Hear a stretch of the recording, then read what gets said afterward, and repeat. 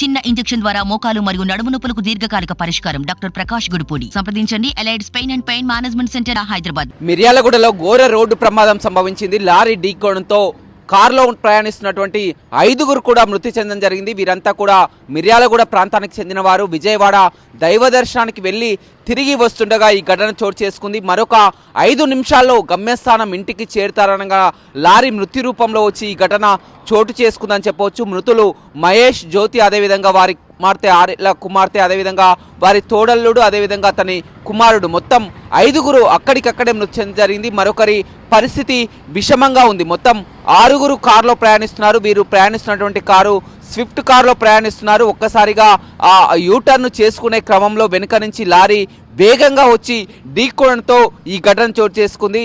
Car నుజ్జు అయినటువంటి పరిస్థితి కనిపిస్తుంది. మహేష్ హైదరాబాద్లో ఒక ఫోటోగ్రాఫర్గా పనిచేస్తుంటారు. వీరు గత 2 రోజులుగా విజయవాడ వెళ్ళి అక్కడ దైవ దర్శనాలకు వెళ్ళి ఇంటికి తిరిగి వస్తుండగా గమ్యస్థానానికి చేరుతారన్న కొద్ది క్షణాల్లోనే ఈ ఘటన చోటు చేసుకుందని చెప్పవచ్చు.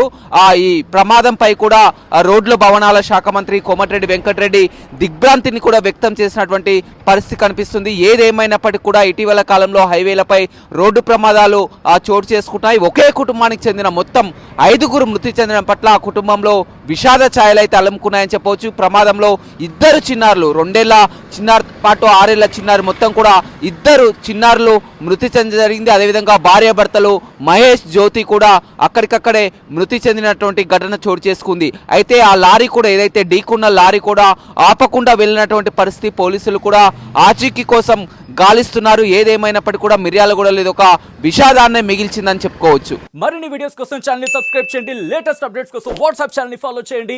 అండ్ లింక్ డిస్క్రిప్షన్ లో ఉంది.